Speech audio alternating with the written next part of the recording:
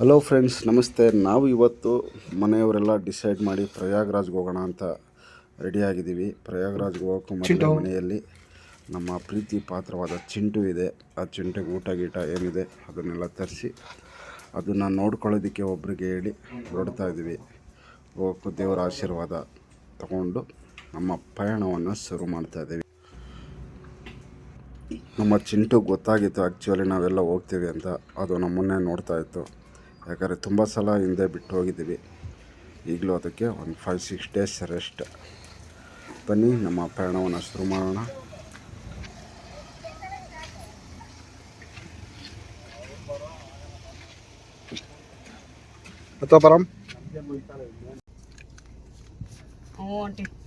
Hi friends, good morning. ನಾವಿವತ್ತು ಪ್ರಯಾಗ್ರಾಜ್ಗೆ ಹೋಗೋಣ ಅಂತ ಹೊರಡ್ತಾ ಇದ್ದೀವಿ. ಏನಂದರೆ ಅದು ಟ್ರೈನ್ ಟಿಕೆಟ್ಸ್ ಎಲ್ಲ ಬುಕ್ ಆಗಿರೋದ್ರಿಂದ, ಫ್ಲೈಟ್ ಟಿಕೆಟ್ಸು ತುಂಬ ಕಾಸ್ಟ್ಲಿ ಇರೋದ್ರಿಂದ ನಮ್ಮ ಕಾರಲ್ಲೇ ಹೋಗ್ತಾ ಇದ್ದೀವಿ. ನಾನು, ಫ್ಯಾಮಿಲಿ, ಅಣ್ಣ, ಅದಕ್ಕೆ ನಮ್ಮ ಪರಾಮ್ ಮತ್ತು ನಮ್ಮ ಚಾಲಕ ಮತ್ತು ನಮ್ಮ ಪುನಿ, ಇಷ್ಟು ಜನ ಪ್ರಯಾಗ್ರಾಜ್ಗೆ ಹೊರಡ್ತಾ ಇದ್ದೀವಿ. ಹೊರಡೋ ಜರ್ನಿ ಹೇಗಿರುತ್ತೆ ಅಂತ ನಾನು ನಿಮಗೆ ತೋರಿಸ್ತೀನಿ.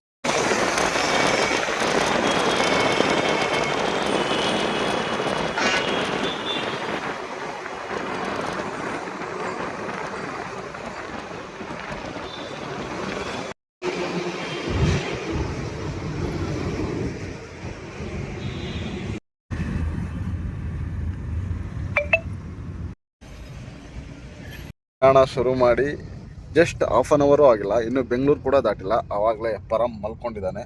ಹಲೋ ಪರಮ್, ಮಿಸ್ಟರ್ ಪರಮ್ ಎದ್ದಿದ್ದಾನೆ. ಜಸ್ಟ್ ಇವಾಗ ನಾವು ಸದಾಶಿವನಗರ ಬಿಟ್ಟು ಅಂದರೆ ಮೇಕ್ರಿ ಸರ್ಕಲಿಂದ ಹೋಗ್ತಾ ಇದ್ದೀವಿ. ಆಲ್ರೆಡಿ ಟೈಮ್ ನೋಡ್ತಾ ಇದ್ದೀರಾ, 1:20. ಇಷ್ಟೊತ್ತಿಗೆ ಹೋಗಬೇಕು ಅಂತ ಏನಿಲ್ಲ. ಇವತ್ತು ಎಲ್ಲಾಗುತ್ತೋ ಅಷ್ಟು ದೂರ ಟ್ರಾವೆಲ್ ಮಾಡಿ ಅಲ್ಲಿ ಸ್ಟೇ ಆಗ್ತೀವಿ. ಆರಾಮಾಗಿ ಹೋಗಬೇಕು ಅಂತ ಪ್ಲ್ಯಾನ್ ಮಾಡಿದ್ವಿ. ಆ ಥರ ಏನಿಲ್ಲ. ಸೊ ನೆಕ್ಸ್ಟ್ ಅಪ್ಡೇಟ್ ನಿಮಗೆ ಕೊಡ್ತಾ ಹೋಗ್ತೀನಿ. Thank you.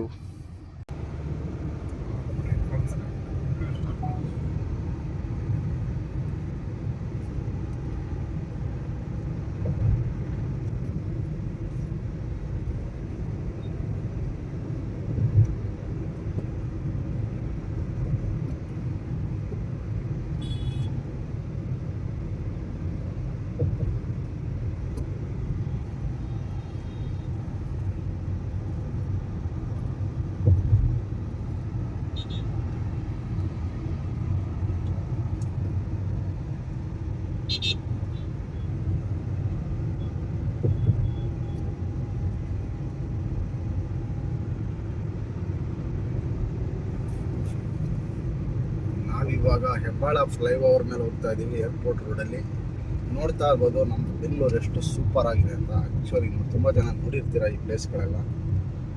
ಲೆಫ್ಟ್ ಸೈಡಲ್ಲಿ ಮುಂದೆ ಹೋಯ್ತು ಅಂದ್ರೆ ಮಲಾ ಫೇಸ್ ಇದೆ.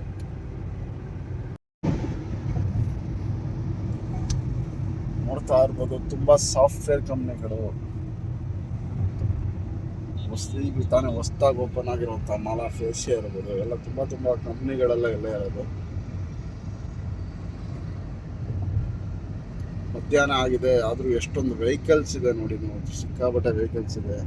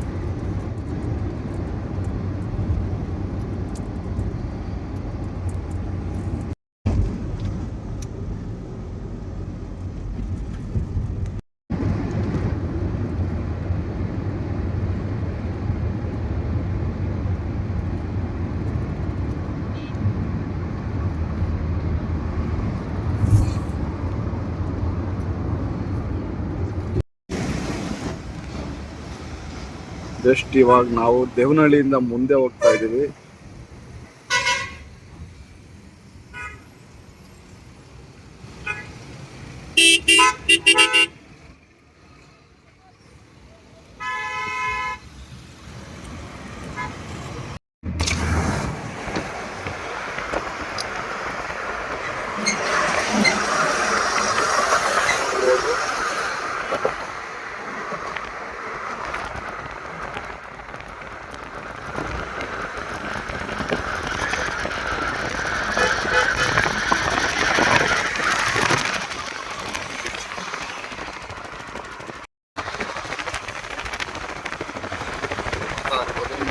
ನಂದಿ ಹಿಲ್ಸ್ ಹತ್ರ ಹೋಗ್ತಾ ಇದ್ದೀವಿ.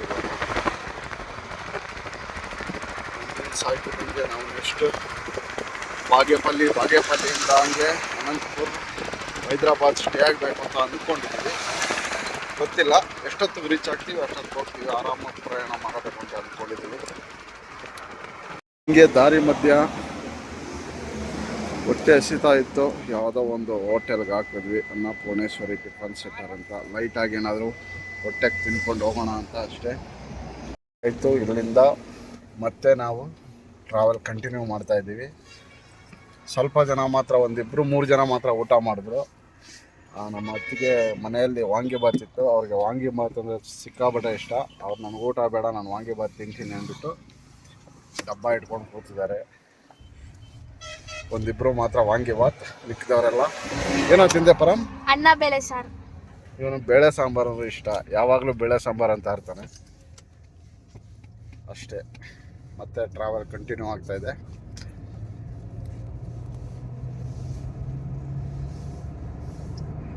ನೋಡ್ತಾ ಇರ್ಬೋದು ನೀವು. ಇದು ಚಿಕ್ಕಬಳ್ಳಾಪುರ ಹೈದರಾಬಾದ್ ಹೈವೇ. ಇದು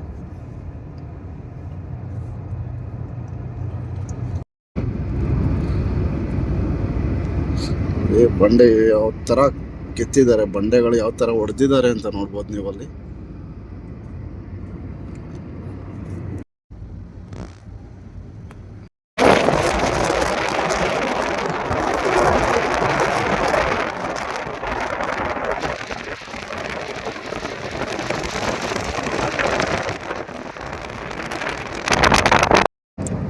ಹೊಟ್ಟೆ ಹಸಿತಾ ಇತ್ತು. ನಾನು ಸ್ವಲ್ಪ ವಾಂಗಿಬಾತ್ ಇತ್ತು, ಅದನ್ನು ತಿಂತಾ ಇದ್ದೆ.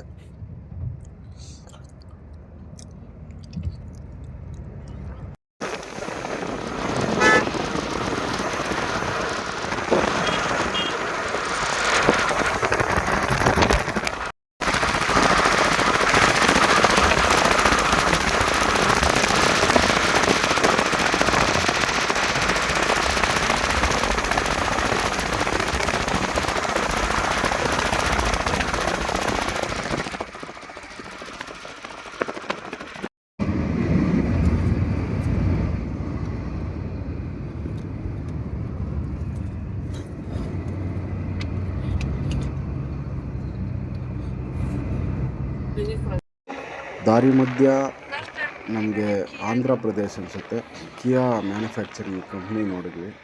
ಆ್ಯಕ್ಚುಲಿ ನಮ್ಮದು ಕಿಯಾ ಕಾರಲ್ವ, ಸೊ ಇಂಟ್ರೆಸ್ಟ್ ಜಾಸ್ತಿ ಆಯಿತು. ಅದನ್ನು ಸ್ವಿಚ್ ಮಾಡೋಣ ಅಂತ ಕಾರಲ್ಲೇ ಆದಷ್ಟು ನಿಮಗೆ ತೋರಿಸೋ ಪ್ರಯತ್ನ ಮಾಡಿದೆ. ಆ್ಯಕ್ಚುಲಿ ಇದು ಬೆಂಗಳೂರಿಗೆ ಬಂದಿತ್ತು ಪ್ರಾಜೆಕ್ಟು, ಬಟ್ ಗೌರ್ಮೆಂಟ್ ರಿಜೆಕ್ಟ್ ಆಗಿದ್ದರಿಂದ ಆಂಧ್ರ ಪ್ರದೇಶದ ಪಾಲಾಯಿತು ಅನ್ನೋ ಸುದ್ದಿ ಇದೆ. ಗೊತ್ತಿಲ್ಲ, ಕನ್ಫರ್ಮ್ ಇಲ್ಲ. ನಿಮಗೆ ಗೊತ್ತಿದ್ರೆ ಅದ್ರ ಬಗ್ಗೆ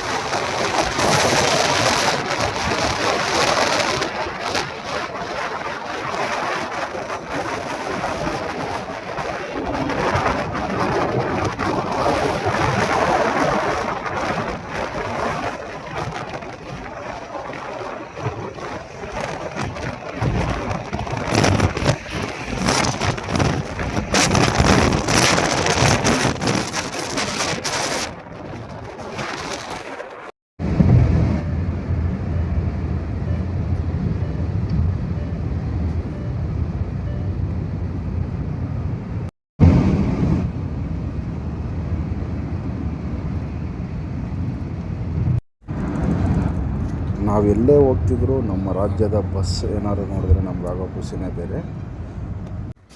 ಗಾಡಿಯಲ್ಲಿ ಡೀಸೆಲ್ ಖಾಲಿಯಾಗಿತ್ತು. ಸಡನ್ನಾಗಿ ಒಂದು ಬಂಕ್ ಸಿಕ್ತು. ಸೊ ಗಾಡಿಯಲ್ಲಿ ಡೀಸೆಲ್ನ ಫಿಲ್ ಮಾಡಿ ಅಲ್ಲಿಂದ ಹೊರಡೋಕ್ಕೆ ರೆಡಿ ಆದ್ವಿ. ಆಲ್ಮೋಸ್ಟ್ ಗಾಡಿ ಡೀಸೆಲ್ ಫುಲ್ ಖಾಲಿಯಾಗಿರೋದ್ರಿಂದ ಫುಲ್ ಟ್ಯಾಂಕ್ ಮಾಡಿಸಿದ್ವಿ. 4,500 ರೂಪಾಯಿಗೆ ಡೀಸೆಲ್ ಹಾಕ್ಸಿದ್ದೀವಿ. ಆಲ್ಮೋಸ್ಟ್ ಇದು ನಮ್ಮ ಕಿಯಾ ಕ್ಯಾರೆನ್ಸಲ್ಲಿ ಎಷ್ಟು ಕಿಲೋಮೀಟರ್ ಕೊಡುತ್ತೆ ಅಂತ ಇವಾಗ ಗೊತ್ತಾಗುತ್ತೆ. ಅದನ್ನು ನಿಮಗೆ ತೋರಿಸಿ. 4,500 ರೂಪಾಯಿಗೆ ಡೀಸೆಲ್ ಹಾಕ್ಸಿದ್ವಿ. ನೋಡ್ತಾ ಇರ್ಬೋದು. ಇನ್ನೂ ನಾವು 689 ಕಿಲೋಮೀಟರ್ ಟ್ರಾವೆಲ್ ಮಾಡ್ಬೋದು. ಸದ್ಯಕ್ಕೆ ಇನ್ನೂ 600 ಕಿಲೋಮೀಟರ್ ಡೀಸೆಲ್ ಸಮಸ್ಯೆ ಇಲ್ಲ.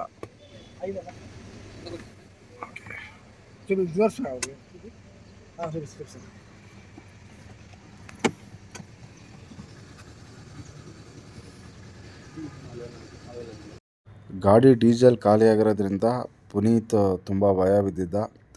ಪೆಟ್ರೋಲ್ ಬಂಕ್ ಸಿಗಲ್ಲ ಅಂತ ಅಂದ್ಕೊಂಡು ಕೇಳ್ತಾನೆ ಇದ್ದ. ಆಗೋಯ್ತು ಅಂದ್ಕೊಂಡು. ಬಟ್ ಪೆಟ್ರೋಲ್ ಬಂಕ್ ಸಿಕ್ತು. ಸದ್ಯಕ್ಕೀಗ ಅವನು ನಿರಾಳ, ನಾವು ನಿರಾಳ.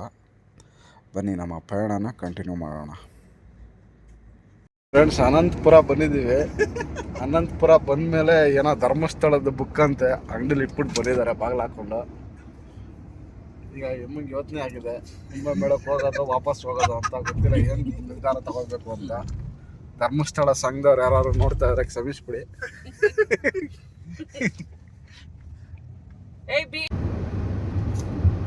ಎತ್ತೆ ಬಿಟ್ಟವ್ರ ಕಿಲೋಮೀಟರ್.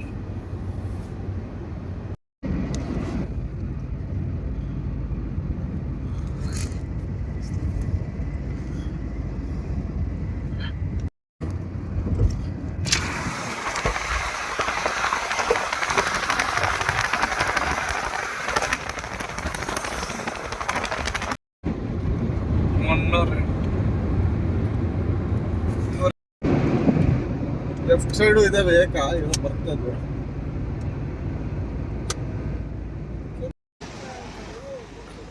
ಕರ್ನೂಲ್ಗೂ ಮೊದಲೇ ಒಂದು ಜಾಗದಲ್ಲಿ ಕಾಫಿಗೆ ಅಂತ ಹಾಕಿದ್ವಿ.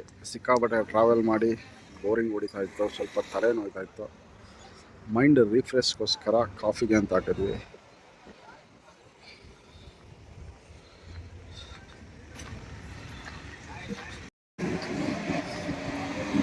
ಕಾಫಿಗೆ ಅಂತ ಹಾಕಿದ್ವಿ. ಮಕ್ಕಳು ತಿಂಡಿ ಎಲ್ಲ ತಗೋತಾ ಇದ್ದಾರೆ. ಅನಂತಪುರಂ ಕರ್ನೂಲ್ ನಡುವೆ ಸಿಗುವುದಂತ ಹೈವೇ ಇದು.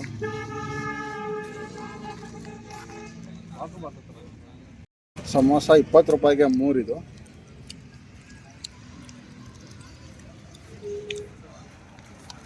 ತಿಂತಾ ಇದ್ದಾರೆ.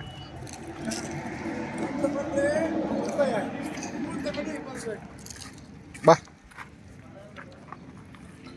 ಬಾ ಬೆಟರ್ ಅಲ್ವಾ, 3 ತಗೊಳ್ಳೋದು ಅಲ್ವಾ.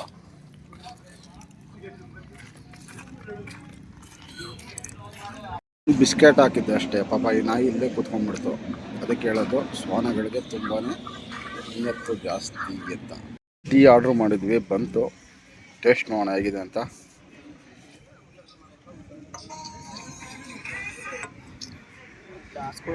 ಮಕ್ಕಳಿಗೆ ಸಮೋಸ ಇಷ್ಟ ಆಗಿರೋದ್ರಿಂದ ಮತ್ತೆ 3 ಸಮೋಸ ಆರ್ಡ್ರ್ ಮಾಡಿದ್ವಿ. ಮತ್ತು ಪಾಪ ನಾಯಿ ಕೂಡ ಬಿಸ್ಕೆಟ್ ತಿಂತಾಯಿತ್ತು. ಸೊ ಅದ್ರ ಜೊತೆಗೆ ಅದಕ್ಕೊಂದು 2 ಹಾಕೋಣ ಅಂದ್ಬಿಟ್ಟು ಅದನ್ನು ಆರ್ಡ್ರ್ ಮಾಡಿದೆ. ಬಿಸ್ಕೆಟ್ ಕೊಡೋ ಮಜಾ ಇನ್ಯಾವುದು ಕೊಡೋಲ್ಲ. ಜರ್ನಿಯಲ್ಲಿ ಜಾಸ್ತಿ ದಾರಿ ಮಧ್ಯೆ ಕರ್ನೂಲಿಂದ ಅನಂತಪುರಮಿಂದ ಕರ್ನೂಲ್ಗೆ ಹೋಗುವಾಗ ಸಿಕ್ಕಂಥ ಸ್ಕ್ರ್ಯಾಚ್ ತುಂಬಾ ಇಷ್ಟ ಆಯಿತು. ನೋಡ್ತಾ ಇದ್ದಾರೆ.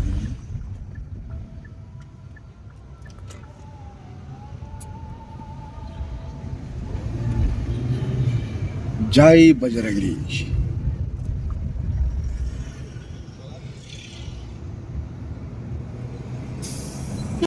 ದಾರಿ ಮಧ್ಯೆ ಏರೋಪ್ಲೇನ್ ಕೂಡ ಸಿಕ್ತು. ಕನ್ಫ್ಯೂಸ್ ಆಯ್ತು, ಅದೇನು ಗೊತ್ತಾಗಿಲ್ಲ. ಏರೋಪ್ಲೇನ ಏರ್ಪೋರ್ಟ್ ಅಂತೂ ಅಲ್ಲ, ಏರೋಪ್ಲೇನ್ ನಿಂತಿತ್ತು. ಬಟ್ ಅದು ರೆಸ್ಟೋರೆಂಟಿಗೆ ತಂದಿದ್ದಾರೆ ಏನು ಅಂತ ಗೊತ್ತಾಗಿಲ್ಲ. ಬಟ್ ಕನ್ಫ್ಯೂಸಲ್ಲೇ ಹಂಗೆ ಪ್ರಯಾಣ ಮುಂದುವರೆದಿದೆ. ಬನ್ನಿ ಹೋಗೋಣ. ಇವಾಗ ನಾವು ಕರ್ನೂಲ್ ಕಡೆ ಹೋಗ್ತಾ ಇದ್ದೀವಿ. ಕರ್ನೂಲ್ ಏನಕ್ಕೆ ಫೇಮಸ್ ಅಂತ ಕಾಮೆಂಟ್ ಮಾಡಿ ನೀವು. ಕೇಳಿದ್ರೆ ತುಂಬ ಜನ ಗೊತ್ತಿರುತ್ತೆ ಕರ್ನೂಲು ಏನಕ್ಕೆ ಫೇಮಸ್ ಅಂತ. ಟ್ರಾವೆಲ್ ಮಾಡಬೇಕಾದ್ರೆ ನಮ್ಮ ಕಿಯಾ ಕಾರಲ್ಲಿ ಮತ್ತೆ ಒಂದು ಸಮಸ್ಯೆ, ಸಿಗ್ನಲ್ ಬಂತು ಬಟ್ ಯಾವಾಗಲೂ ಕನ್ಫ್ಯೂಸ್, ಏನಾದ್ರು ಒಂದು ಸಿಗ್ನಲ್ ಬರ್ತಾನೆ ಇರುತ್ತೆ. ಹಿಂಗೆ ಹೈದ್ರಾಬಾದ್ಗೆ ಹೋಗುವಾಗ ಹೈದ್ರಾಬಾದ್ ಇನ್ನೊಂದು 60 ಕಿಲೋಮೀಟರ್ ಅಂತ ಮತ್ತೆ ಟೀ ಬ್ರೇಕ್ ಹಾಕಿದ್ವಿ. ಯಾಕಂದರೆ ತುಂಬ ಲಾಂಗ್ ಜರ್ನಿ ಮಾಡುವಾಗ ಅವಾಗವಾಗ ಟೀ ಕಾಫಿ ಕುಡಿತಾ ಇದ್ರೆ ಮೈಂಡ್ ರಿಫ್ರೆಶ್ ಆಗುತ್ತೆ. ನಮಗೆ ಬೇಡ ಅಂದ್ರೆ ಅಟ್ಲೀಸ್ಟ್ ನಮ್ಮ ಡ್ರೈವರ್ಗಾದ್ರು ಬೇಕಿರುತ್ತಲ್ವ, ಸೊ ಅದಕ್ಕೋಸ್ಕರ ಹಾಕಿದ್ವಿ. ಟೀ ರೆಡಿಯಾಗಿದೆ, ಮಕ್ಕಳು ಚಿಪ್ಸ್ ತಿಂತಾ ಇದ್ದಾರೆ.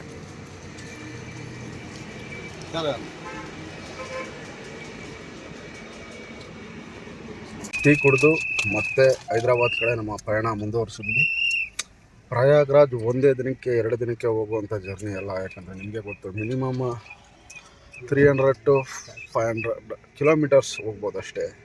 ನೈಟೆಲ್ಲ ನಿದ್ದೆಗೆಟ್ಕೊಂಡು ಹೋಗೋದಕ್ಕೆ ಕಷ್ಟ ಆಗುತ್ತೆ. ಸೊ ಅದಕ್ಕೋಸ್ಕರ ಇವತ್ತು ಹೈದ್ರಾಬಾದ್ ಸ್ಟೇ ಮಾಡಿ ನಂತರ ನಾಳೆ ಬೆಳಗ್ಗೆ ಪ್ರಯಾಣ ಮುಂದುವರಿಸ್ತೀವಿ.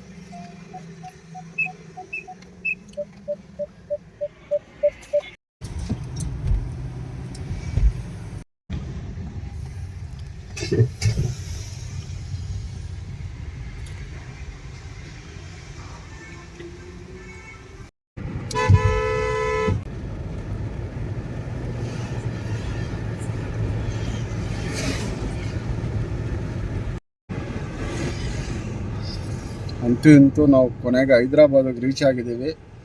ಈ ಹೈದ್ರಾಬಾದಲ್ಲೇ ಯಾವ್ದಾದ್ರು ಒಂದು ಒಳ್ಳೆ ರೂಮ್ ನೋಡಿ ಸ್ಟೇ ಆಗೋಣ ಅನ್ನೋ ಐಡಿಯಾ ಇದೆ. ನೋಡೋಣ ಬನ್ನಿ. ಈ ಕಡೆ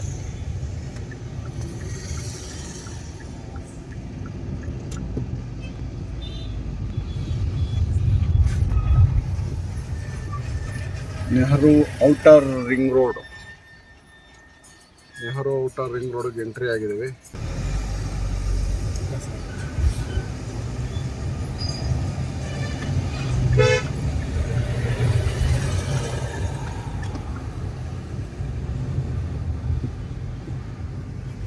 ಎಸ್,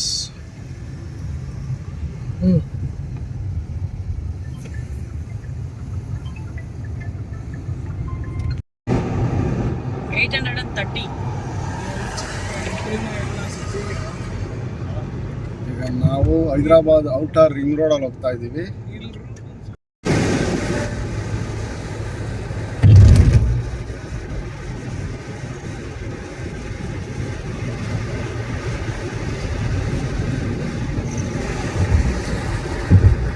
ನಾವು ಇವಾಗ ಸದ್ಯ ಹೈದ್ರಾಬಾದಲ್ಲಿ ಇದ್ದೀವಿ ಫ್ರೆಂಡ್ಸ್.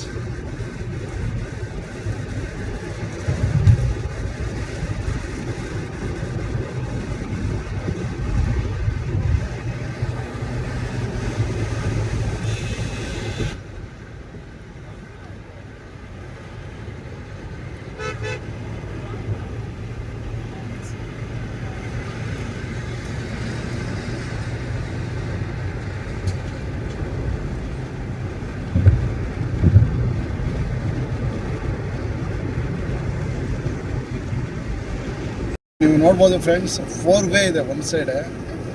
ತುಂಬಾ ಚೆನ್ನಾಗಿದೆ road. Hyderabad outer ring road. Hyderabad ಸಿಕ್ಕಾಪಟ್ಟೆ ಡೆವಲಪ್ ಆಗಿದೆ ಅನ್ನೋದಕ್ಕಿದೆ ಸಾಕ್ಷಿ. ತುಂಬಾ ಡೆವಲಪ್ಮೆಂಟ್ ಇದೆ ಹೈದ್ರಾಬಾದ್.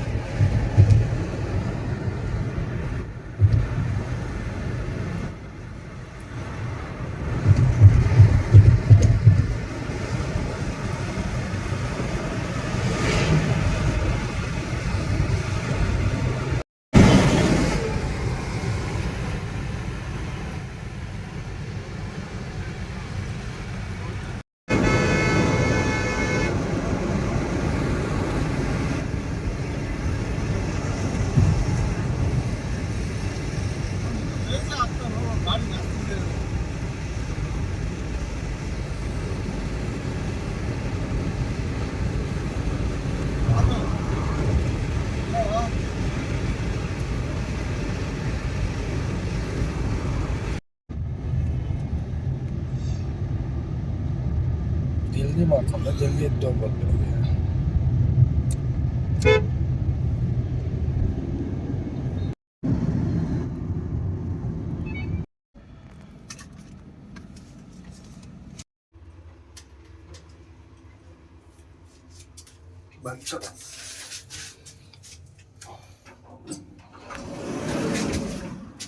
ನಾವಿವತ್ತು ಹೈದ್ರಾಬಾದಲ್ಲಿ ಇಮಿಡಿಯೇಟಾಗಿ ಯಾವುದೋ ಒಂದು ರೂಮ್ ಸಿಕ್ತು.